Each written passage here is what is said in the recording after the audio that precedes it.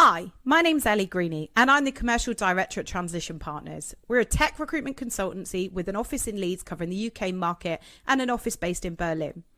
I've worked within tech for the past 5 years and find the market fascinating. I'm really passionate about helping women not only get in tech, but really advance their career with an exciting industry that can provide endless opportunities. I love networking and finding out about other people's stories. I decided to set up the Journey of a Woman in Tech to share knowledge, wisdom, and hopefully have a laugh along the way. Feel free to get in touch on LinkedIn to see how you can get involved. I hope you enjoy the podcast.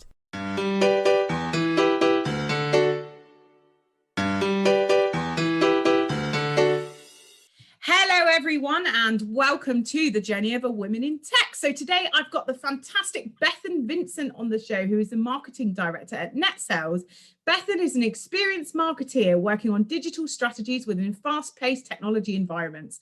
Alongside Bethan's day job, Bethan is responsible for regularly speaking at conferences such as GitHub Comic San Fran, hosting a podcast called The Brave, and generally positively contributing to the wider community. Hi Bethan.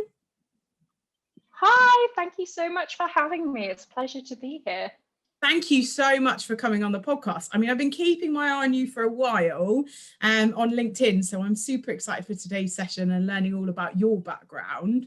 So I'm actually going to start with a bit of a curveball, actually, and ask you a question which is really important for me to get to know more about you. So you are a speaker. It's one of your passions and hobbies. If we were to give you an opportunity to be on stage in front of the whole world and you could talk about like one thing that you're super passionate about, what would it be, Bethan? I think at the moment it would definitely be mental health. I know that's a topic everyone's speaking about, and it's rightly so. It's super important and really affecting people. But as someone who's kind of gone through their career with generalized anxiety disorder and coping with that and all the fun of that, I'm really hopeful that we'll be having more conversations about it, and I think it's something that it's worth sharing these experiences, and especially I feel a responsibility as a more senior person in the industry to kind of say like, hey, it's okay, we all have this and there are ways to get through it and it shouldn't hold you back in your career. Yeah, I love that. And I think it's so important, isn't it? And I feel like the past year, if we're going to try and like pick a couple of positives to come out of it, is the fact that people are talking about it so much more, and it is out there and it is being discussed. Obviously still not nearly enough, but I feel like things are moving in the right direction, and that's really important. And as leaders, like myself, for example, my mental health isn't something I've struggled with until the past 12 months. And over the past 12 months, I continue to try and discuss it with my team. But I think it's really important that everyone's doing that. And it's great that you're being a positive role model for that in the industry. Love that. Yeah. And I think it's something that's really important to us at Netsells as well. You know, we've had to make mental health a focus. It's non-negotiable looking after employees in that way. So yeah, it's a topic that's very close to my heart. That's fantastic. So let's talk about your current role then. What are you up to at Netsells? So I am essentially what is a brand side marketer at Netsells. So my job is marketing Netsells to potential clients and our industry and all of that. And I've done a mix of kind of agency and client side. And it's always really kind of interesting seeing the differences between the two. I mean, I do love client side because you get that kind of real in the business, really know what we're up to. And in terms of exciting stuff at the moment, really exciting. I'm working on putting together an event in partnership with Prolific North, who are kind of a big technology news outlet here in the North, as our speaker. So that is pretty huge, and that's something we're working on at Netsells, and it's all around the future of the high street, what's going to happen to the retail landscape and how will technology play a role in that. That's so amazing. So that's fantastic. So you're going to be speaking at the event, and that's going to be hosted virtually? Yeah, so I'm not actually speaking. We've got our lovely kind of product managers talking about the tech side of things, but I'm kind of securing all the speakers and doing all the logistics. Oh wow! So you're helping organise it. Yeah, it's really awesome. Really good fun. I love doing stuff like that though, kind of bringing people together and having a good, interesting conversation. That sounds like one of my favorite things to do as well. Like, I think like bringing together the community for important things is always fantastic, and helping share knowledge is incredible. That's so great. Sounds like a great opportunity and a great role for you. So let's go all the way back then, Bethan. Let's go back to where it all began, and how did you get into like marketing within tech, and what got you to where you are today? Yeah, it was a total accident. So, really? Yeah, 100%. So I did a history degree at university, specialised in late 14th century history, the period that's very applicable to modern life, obviously. And yeah, but I bet you've always got great random facts that are like great to share. Yeah, I mean, the Black Death is definitely an area that was of interest that I can see some parallels with today. Maybe not quite as bad, thankfully, but yeah, definitely. And in my third year, I essentially had no idea what I wanted to do. I didn't want to go and do a graduate placement. I didn't want to live in London because I didn't want to pay £800 for a box room. And I started getting involved at the University of York in their kind of enterprise program, which was basically giving students the tools and knowledge and a bit of funding to set up a business. So I went and set up my own business, which was a coffee business. So selling coffee online and wholesaling it, which was really fun. I had no idea what I was doing. I didn't even know what an invoice was. That was interesting. Oh my gosh, you've learned so much along the years. Yeah, and that really got me into marketing because I had no kind of experience in that sector. I needed to kind of work out how to market these products. I couldn't afford to pay anyone for these products. So essentially I had to just do it. And that's how I learned it and really got started in my career. And since then I've run a couple of other businesses. I've amazing. Yeah, and then I got into tech because essentially I always loved building websites. I was that person who back on MySpace was like customizing my MySpace profile and doing all that kind of like, it's really basic code at the end of the day. And I'm not a developer now, but it really got me interested in technology, and the opportunity came up to join a technology company as their first kind of marketing hire. And I was like, yep, sign me up, let's give it a go. And then from there, the rest is history, as they say. Amazing. So how long have you been working in tech for now then? So about 4 or 5 years. What year? It's 2021. Oh God. Yeah, about 4 or 5 years now. But my marketing experience is kind of 10 years really of marketing experience. And how do you feel like, how do you think marketing is going to play a key role in the future of tech? It's going to be key. I mean, I think there are so many startups now, and there is so much activity in the sector that to be able to grow a tech business now, you have to have a strong marketing function. It's no longer a case of, you're going to build a new app, and because the apps are very new and exciting, everyone's going to jump on it just because you've built it.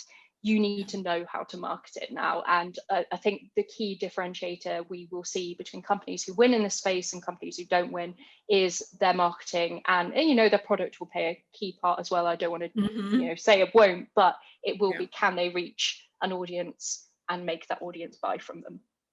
Yeah, it's so important, isn't it? Have you found the tech community's been really welcoming? It's a really difficult question to answer. Yes and no, in short. I mean, really? I'm a member of communities like Women in Tech York, Indie Hackers, and they are super welcoming because they're built on inclusive foundations. They're there to be inclusive, and that's been wonderful. I'm not going to lie, I have experienced some of the things you would expect to experience as a non-white male within this industry.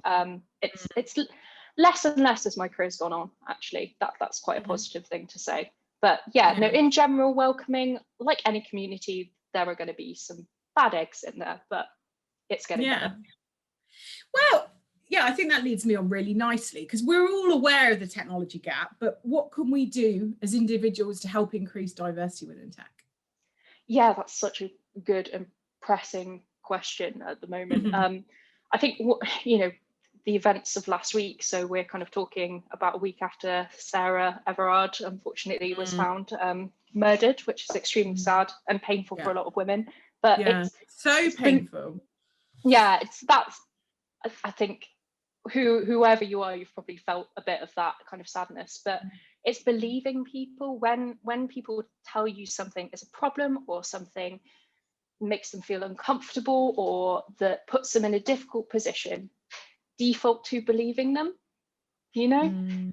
Rather than questioning people. Yeah. I actually had a really interesting conversation with someone yesterday who was talking about something similar, about being put in difficult situations and not saying anything at the time, and then coming away, and the anger and hate that you have for yourself coming out of a situation like that, when it's totally not your fault in the slightest. You never had anything to do with the actual comment that was said, but then you get so annoyed and so upset about your lack of answer, or lack of, like, do you know, the reaction that you proposed from there. And it's so interesting that that's what you take away from it, and that's what you feel so raw about, is the comment itself, which can obviously be really harming and hurt a lot, but actually the hate that we carry for ourselves because the way we've dealt with a situation, which is crazy. Yeah, that's been a really kind of big learning curve as I've advanced in my career, and I've been in positions where potentially I do have the ability to change things. And it's an understanding that you can't fight every battle. You know, you should do the best you can, but you can't do everything. Not everything is your fault as well. And as long as you're kind of again, doing the best you can and calling out challenging behavior when you see it. I remember I was at a conference a couple of years ago, and myself and a female colleague were basically sexually harassed by a guy who wouldn't leave us alone and followed us about. It was pretty bad. That's crazy. I'm not going to name the conference because they did deal with it really well. You could figure out who it was and everything, and for preserving anonymity, I can't say it, preserving people's identities and all of that. But we went and told the conference kind of leader, essentially their point of contact, and they were like, this is not okay. We will absolutely sort this out. We're not even going to question whether you're right or wrong. You're telling us you're having a problem, you know. And he followed us basically kind of down the street outside the venue. It was all a bit weird. And that was actually, when we talk about, you know, is the community welcoming, that experience, because we felt heard, someone did something about it, he was removed from the venue. And that was, you've got to believe people and you've got to do something. It's not just enough to listen to people when they say this is a problem. You've got to take action. That is a commitment to diversity, the action part.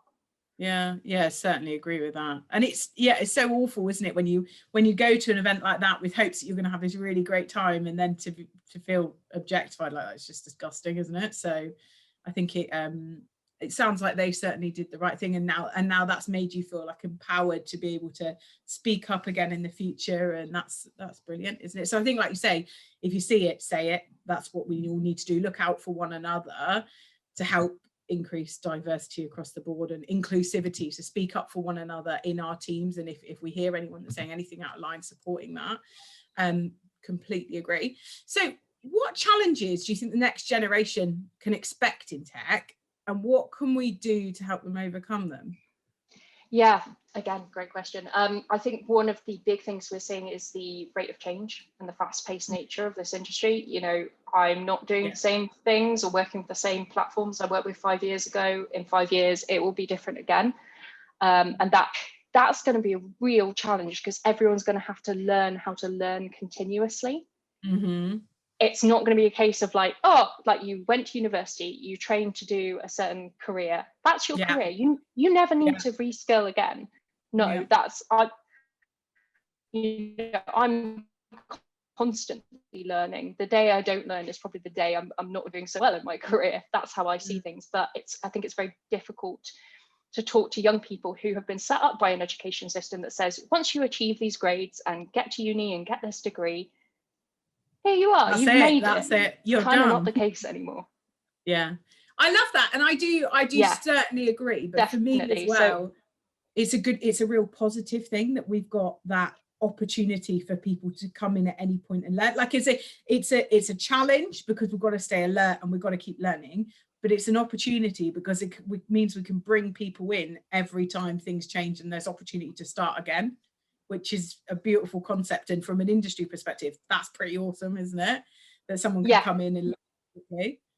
And you know, we talk a lot about the digital skills divide and the fact that you can't get enough bloody people in here at the moment in this, and you can't hire enough people. It's a huge problem. So tell me about it. I'm in recruitment. Yeah, so it's such a struggle, and you know, I can't reconcile that sometimes with what I hear about, you know, unemployment, and lots of people obviously during the pandemic lost work, and it's like there are opportunities for them. We just need to find the routes. We need to reskill people and work out the pathway of getting them into this industry. Yeah, I love that. Yeah, I think it's just we've just all got to look and play our part, isn't it, in opening up doors and opening opportunities. So you've got such an impressive career. What's the best bit of advice that you've been given? When something scares you, generally it's something to say yes to.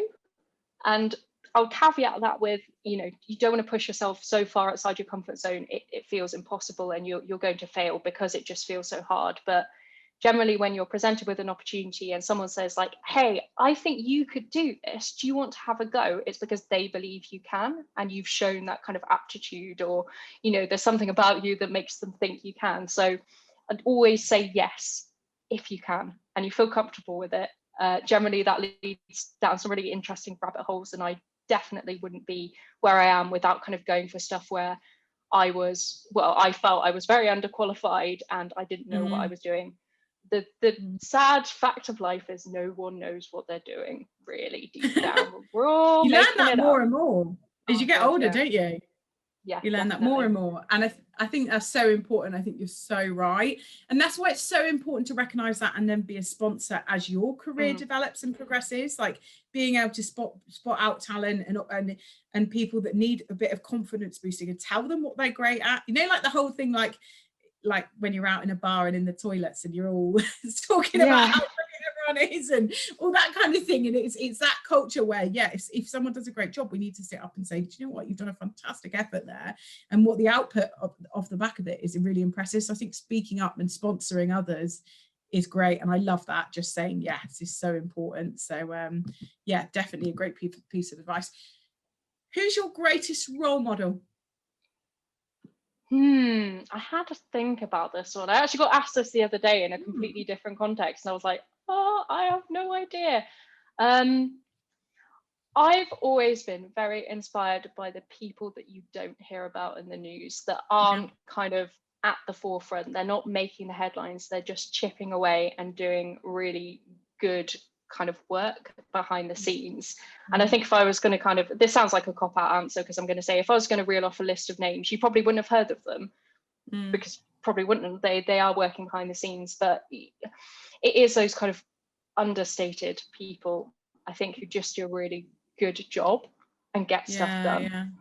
That's what that inspires me, because I think, you know, there is a lot of cachet societally around like fame and raising X amount of money and, you know, being in the Guardian or whatever newspaper with your press releases. But ultimately, companies do well and people do well when they create value for others, and you don't necessarily have to be shouting about that on a stage or in a newspaper. Yeah, I love that. And it's so important, isn't it? The whole, where everyone's contributing and adding value. It's really great to be able to recognize that and inspired by that wholesome activity that goes on every day and unnoticed. What do you think's been your greatest achievement to date then?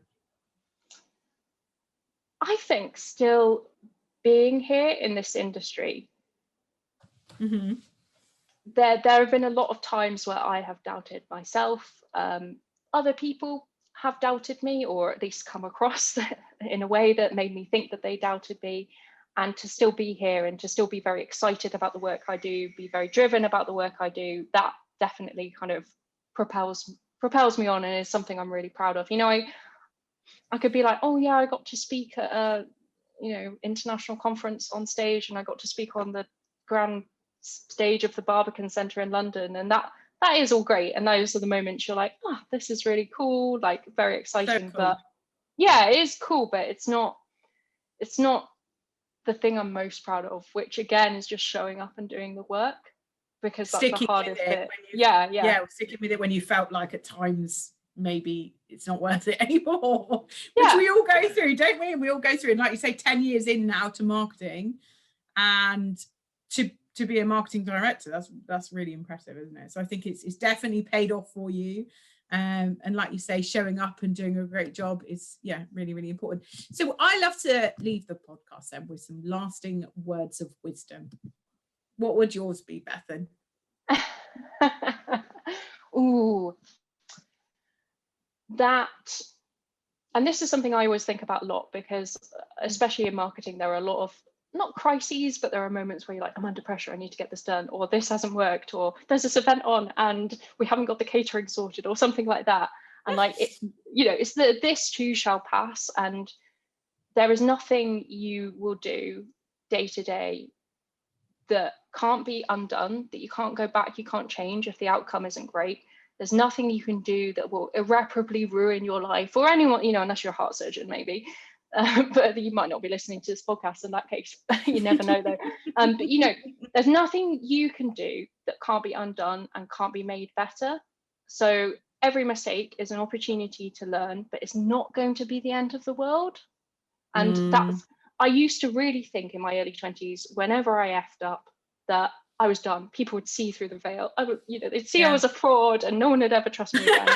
And I made about 5 mistakes today already. And you just pick yourself up and you carry on, and one thing isn't going to bring you down again, unless you're like looting diamonds. Maybe don't do that. Yeah. But yeah, that would be I think that's a really good tool to help with that, like, general anxiety as well, that we're all going through these days, and that you're to be able to support by just saying, like, yeah, at the end of the day, I mean, I have to tell myself it quite a lot, because sometimes you get this whole, it's the most important thing in the world, and oh my god, this deadline, or everyone's counting on me. And do you know what I mean? You're not a heart surgeon, you're not a brain surgeon. It's recruitment, or it's tech, or it's marketing, and yes, it's important, but it's not that important, and it's not the end of the world. So I completely agree with that, and I think that's such a great tip for everyone out there. Thank you so much for coming on the podcast, Bethan. It was fantastic hearing your story. If anyone wants to reach out or get in touch, is it best to LinkedIn, Twitter? Yeah, I'm on all of the, as you would expect as a marketer, I'm on all the platforms. Search for Bethan Vincent, Twitter, LinkedIn. Always happy to kind of speak to people and give them advice, or just tell them a bit more about my story. It's not a problem at all. Just, yeah, get in contact. Love that. And give the podcast a plug. Tell us about your podcast, The Brave. Oh, yeah. So it's essentially kind of an exploration of the future and the people, the systems, the places that are building a better future for us all. And better can mean many different things. But for example, the last episode, I talked to the head of Cornwall Spaceport about the space industry in the UK, because that's going to be a pretty big thing, and it is a big thing already. And yeah, it's just talking to people about the exciting work they're doing in making this world a bit of a better place. Yeah. Amazing. That sounds great. I'm going to have a listen anyway. I was meant to do it for today, but I haven't had time, but I'm going to certainly listen. Thank you so much for coming on the podcast. No, thank you so much for having me.